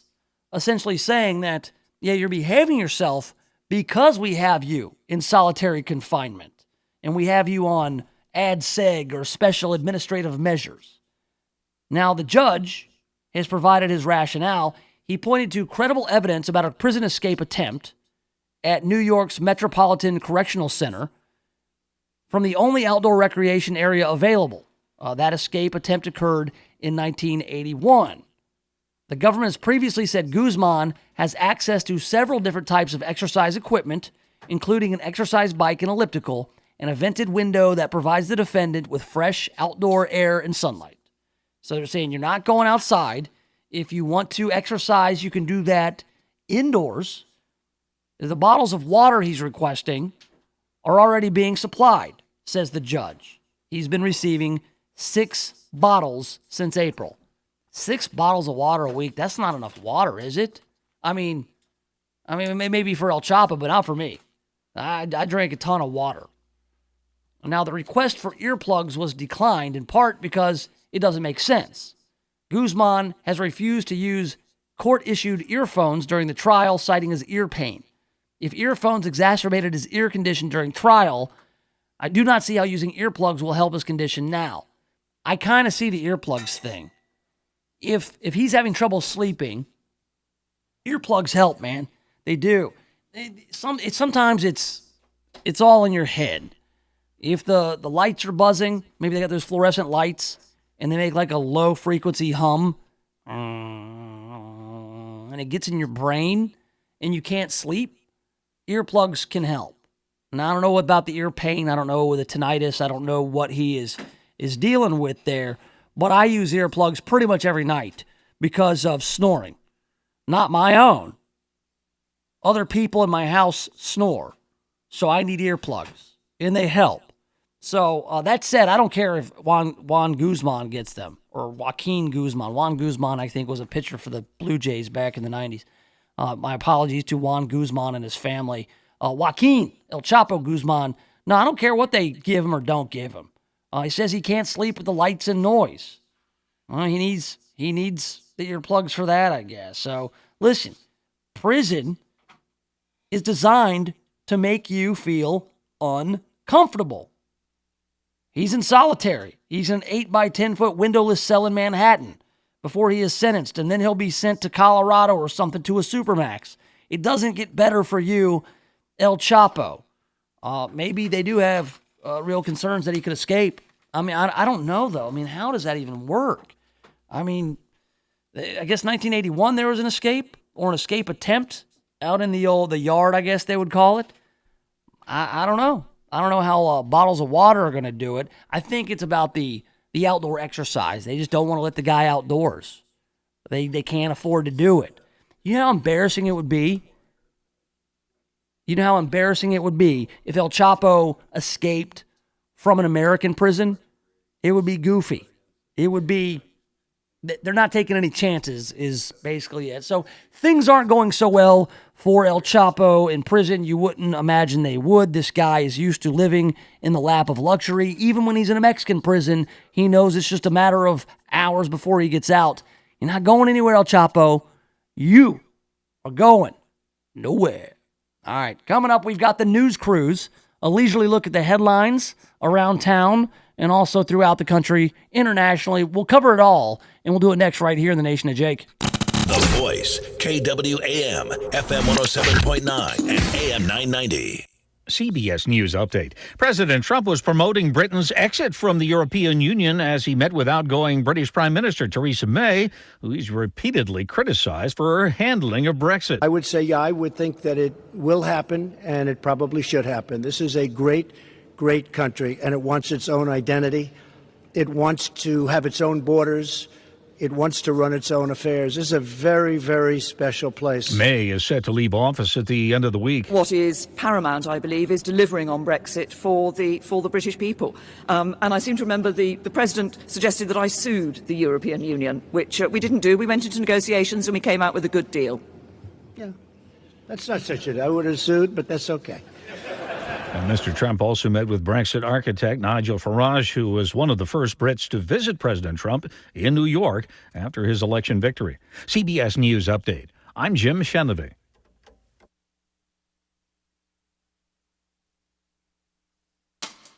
Start your day with America in the Morning, your daily radio news magazine. I'm John Trout, and weekday mornings we'll bring you the top stories and latest breaking news from our correspondents around the country. You'll get sports highlights, a business update, the nation's weather, the Hollywood Minute, and much more. So join us right here for America in the Morning. Weekdays on your local voice, FM 107.9 and AM 990.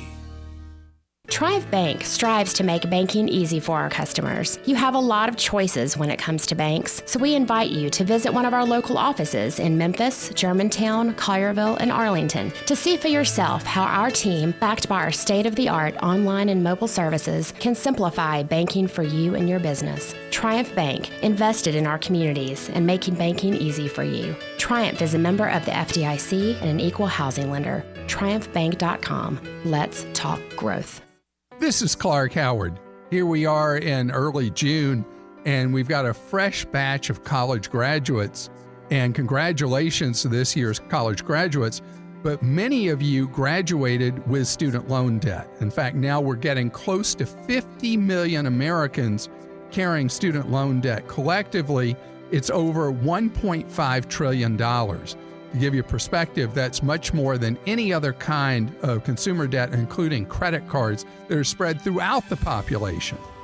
I want you, as a recent college graduate, to make sure that younger siblings in your family, or that you give a message to parents of teens, that student loan debt is ridiculous, that it restricts your freedom, it limits your ability to move on with your life, buy a home when you want to.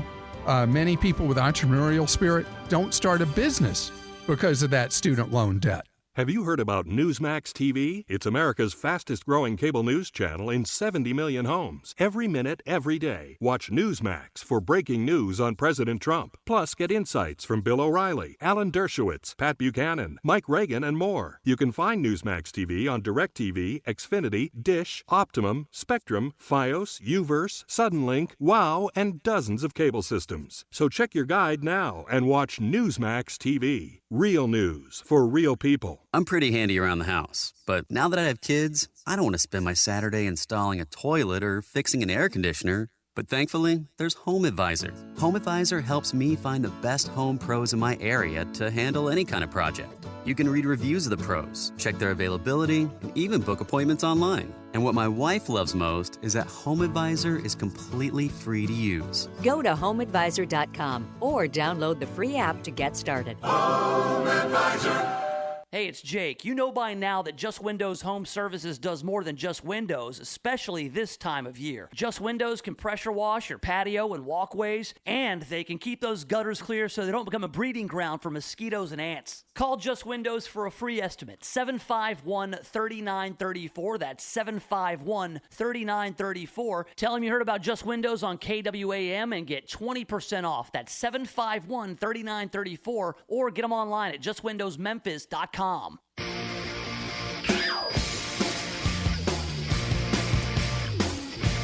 right, welcome back to it. Yes, have some. The Nation of Jake on The Voice, FM 107.9, AM 990, online, KWAMTheVoice.com.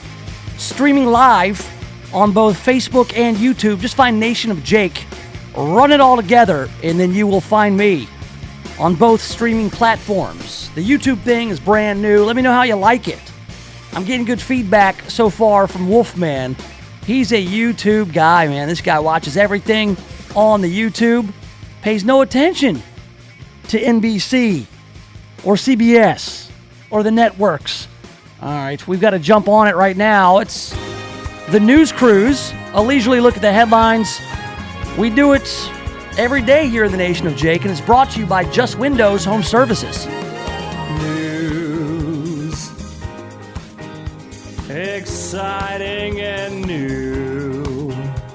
Come aboard. We're expecting you.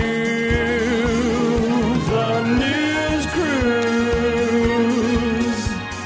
Full of exciting news. The News Cruise. So relax and kick off your shoes.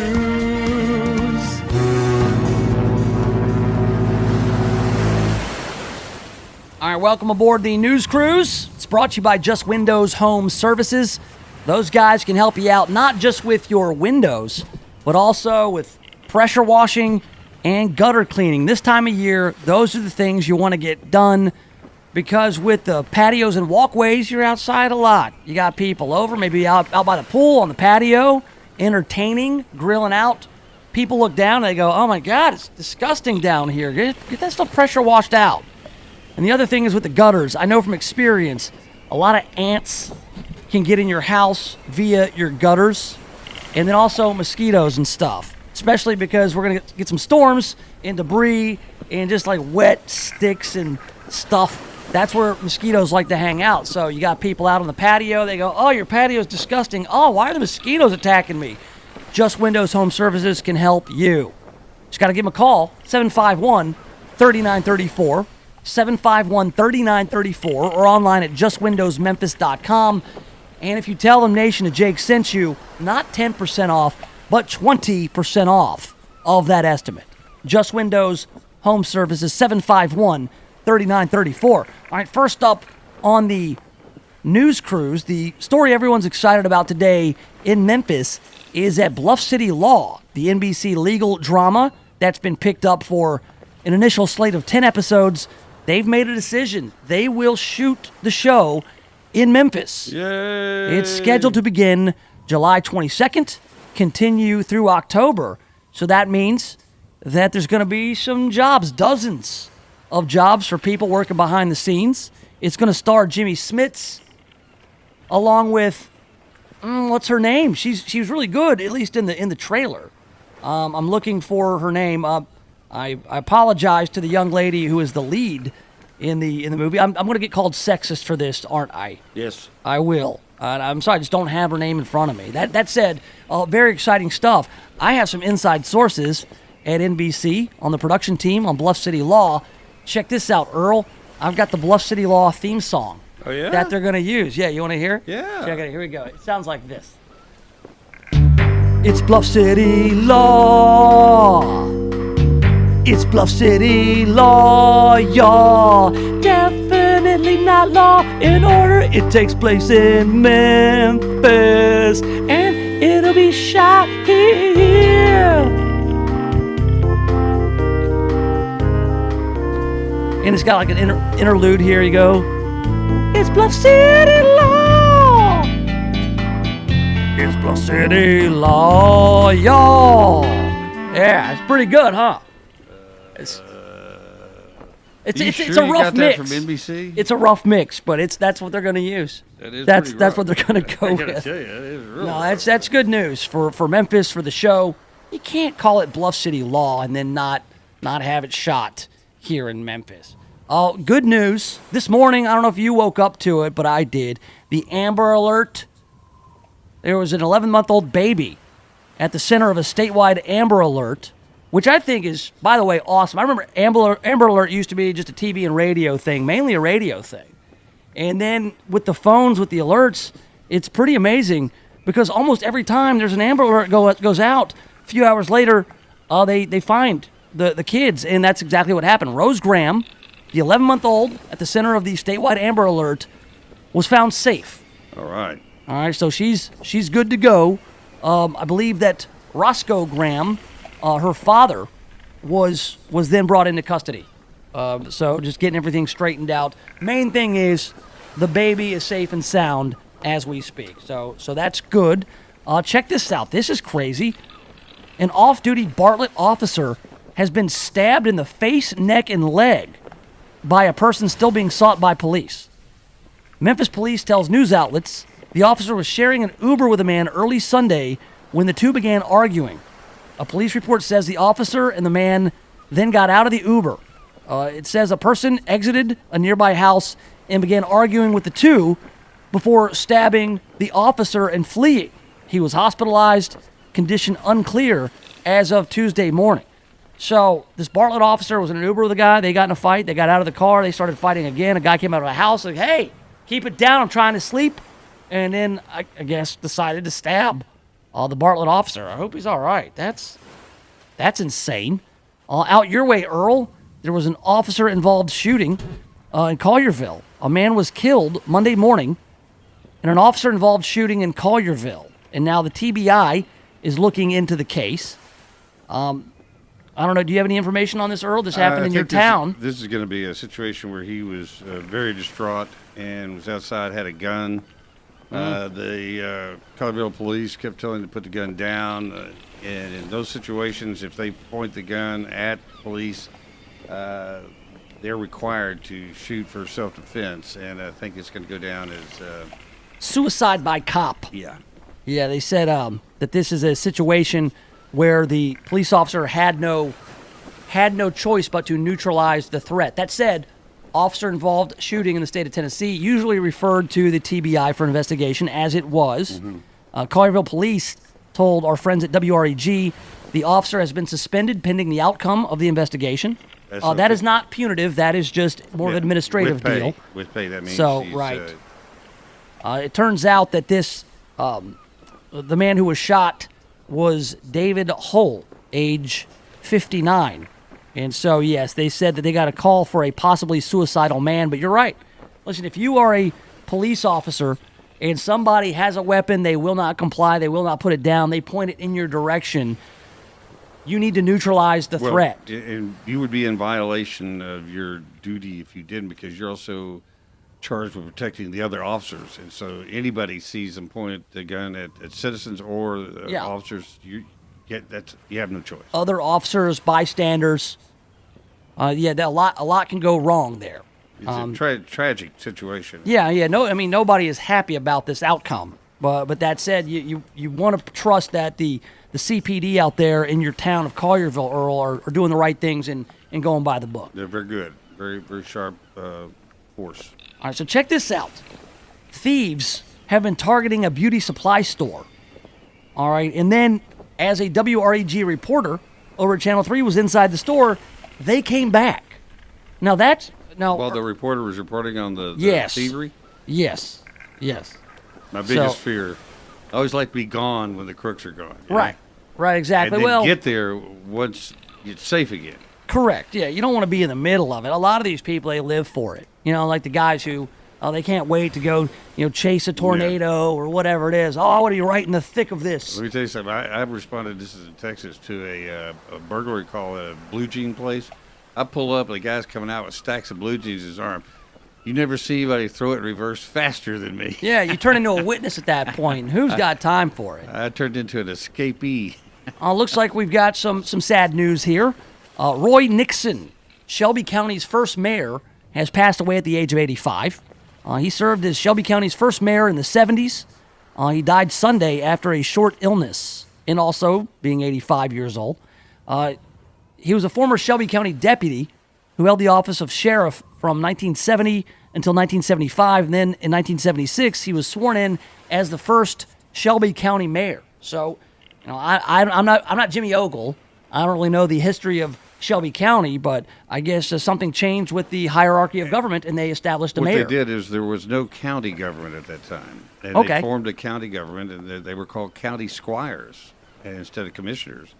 And he was the first mayor of the county government system in Shelby County, which is just before I got here.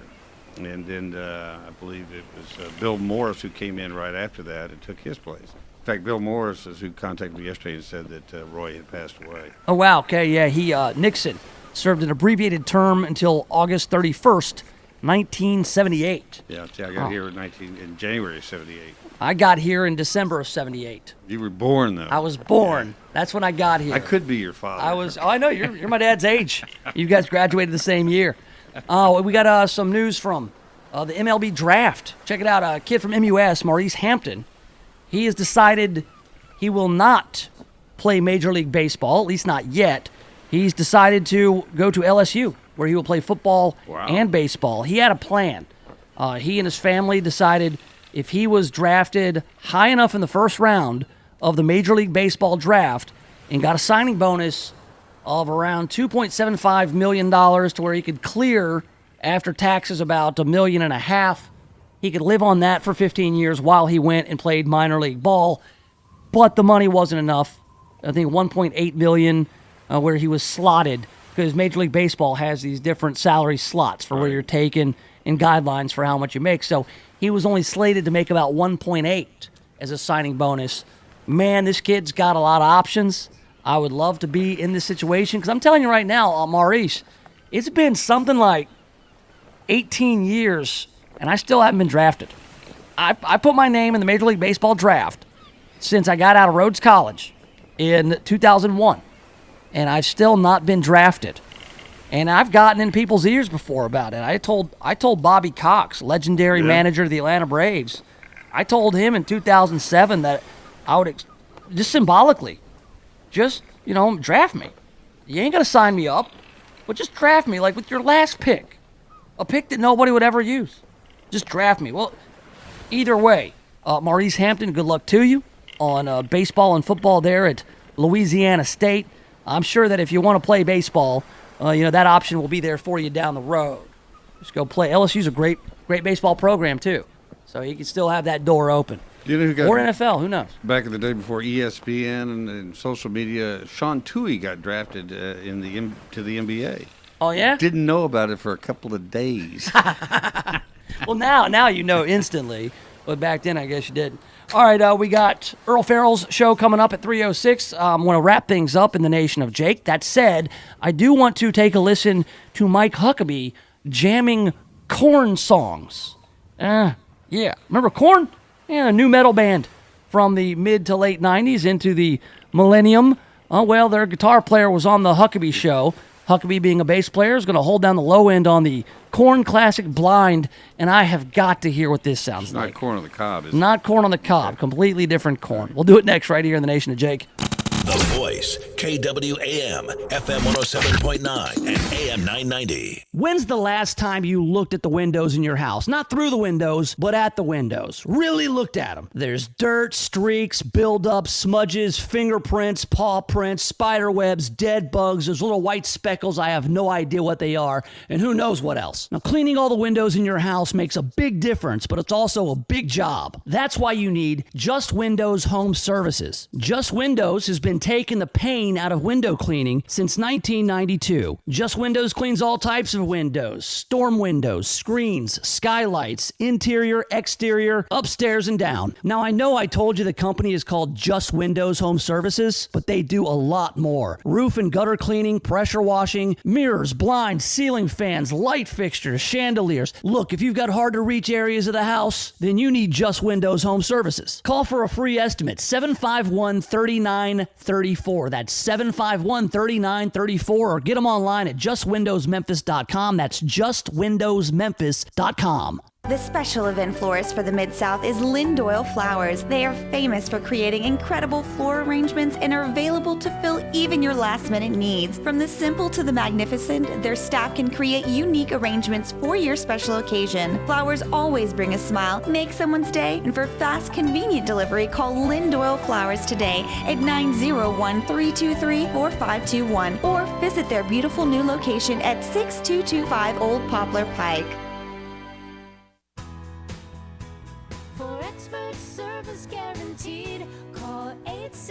Experts. That's the number that could save you up to 30% on your energy bills. Call today and Service Experts Heating and Air Conditioning will hook you up with an AC tune-up. Right now, save $20 on an AC tune-up. Service Experts Heating and Air Conditioning, your hometown Memphis tune-up pros. Call 866-EXPERTS. See website for license details. Brown Properties. They specialize in commercial and industrial real estate in all of North Mississippi.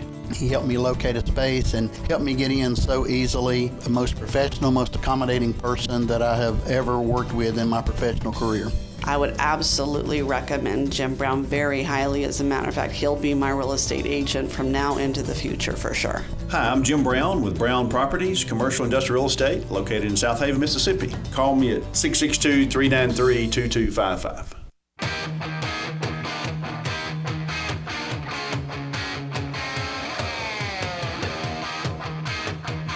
All right, welcome back. Yes, have some. It's the Nation of Jake on The Voice. Oh, yes. FM 107.9 AM 990. Online, KWAMthevoice.com. Streaming live on Facebook and now on YouTube. Just find Nation of Jake on either platform. And there you go. There you'll have it. So many ways to listen. And then we got the Nation of Jake podcast coming up after the program. It'll be online and commercial free for you to stream or download on iTunes, iHeartRadio, Spotify, Stitcher, Spreaker, whatever you got. Earl Farrell, from what I understand, is going to have some clarity brought into the Mud Island situation. I thought it was hilarious, Earl, that the guys with the city, with Mud Island, they build this sign, this Memphis sign. They invite all these people to come out to take a picture with this Memphis sign, get all the trendy millennials out to Mud Island. And a lot of these trendy millennials probably have not been to Mud Island. And so when people go to Mud Island to see the Memphis sign, they are greeted by slime and sludge and algae all throughout the Mississippi River replica there at Mud Island. And that is such a great feature at Mud Island. You would think they would have that thing cleaned up. But they're not. They did yesterday. Well, sure they did after it got all the bad press. Well, yeah, but that's why people they did exactly what they should have. Said, look, well, this is what we found. We went to Mud Island. And they put it up on Facebook, and people pay attention. And so... Well, sure, yeah, they did the right thing in cleaning it up, but at the same time, come on, how about always keep that clean? How about? That's a city park. How about do some other stuff over there? They absolutely. just let that thing lay there. And you got a 5,000-seat amphitheater that I've gone to some fantastic concerts. I was talking about all the great concerts I went to at Mud Island and how it's just kind of desolate now, nothing going on. The monorail doesn't work. How about taking all this money they're talking about redoing Tom Lee Park and do something with Mud Island because it is broken. Tom Lee Park's not broken. No. You want a different vision for it, that's fine. But how about first fix what's broken? And so I know you're going to have some great... Ray Pullman will be on at 4:30. He's president of the River Parks Partnership. Ask him the hard questions, man. Let's go. Math? Let's go. Can we do some math questions? Yeah, math. All the math questions. Hey, are you a big fan of the band Korn? Probably not. Corn on the Cob, I know you're a big fan of Korn on the Cob and off. I saw this headline earlier. It was Korn's Brian Welch, who was a guitar player for the band Korn. He's jamming on the Korn classic song Blind with none other than Mike Huckabee. And we know, think what you want about Mike Huckabee. I like Mike Huckabee. His politics, he's a goof. He tells bad jokes on the internet. Bad jokes. But he also plays bass. Yes. And he's actually a pretty good bass player. I guess Head from Korn was on Mike Huckabee's show. And I guess they jammed together. Brian, I got to tell our audience something. About 5.5, 6 years ago, you and I first met. Yes. I interviewed you, and I said then, hey, we got to do music together sometime. Remember that? Yes. And you said you would do it. Yes. You'll still do it, right? Right? Yes. Yeah. Okay. I realize that when the two of us are on stage together, it may not look like that we actually blend, but we do. Yes, we do. Yes, we do. All right. Yeah. Huckabee's getting after it. This song's like, are you ready? That's got a bounce to it, doesn't it, Earl? Earl's over there bouncing. You see, I'm going blind. I can see, I'm going blind. I can see, I'm going blind. I can see. And that's how the vocals go. This has turned into karaoke today in the Nation of Jake. I think it's kind of cool, though. This is something... Listen, who would have thought that Huckabee would know that song? it's not the most difficult song, but that said, I mean, if you're an able bass player, as Mike Huckabee is, he's a real deal bass player. He used to go on Jay Leno's show a lot. You know, he was actually really funny when he was going on late night shows when he was the governor of Arkansas.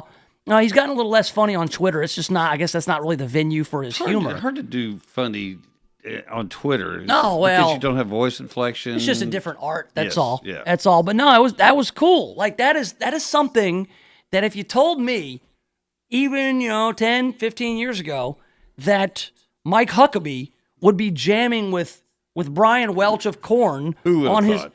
That's crazy. But it was fun. It was fun. It sounded good. I wish they had a vocalist to sing. I wish that Huckabee would have called me. I could have done some Korn karaoke with Huckabee. I do want to point this out. You're on YouTube now. Yes. And did you notice just serendipitously CNN's ratings have dropped 60% since you went on the air? Awesome. Just like that. I'm doing my Just part, like everybody. that. All right. Earl Farrell's up next at 3:06, right after the CBS Top of the Hour news. I'll be back tomorrow at 1. So long, and thanks for all the fish. KWAM, your news and information station with CBS News updates every hour on the hour. KWAM Memphis.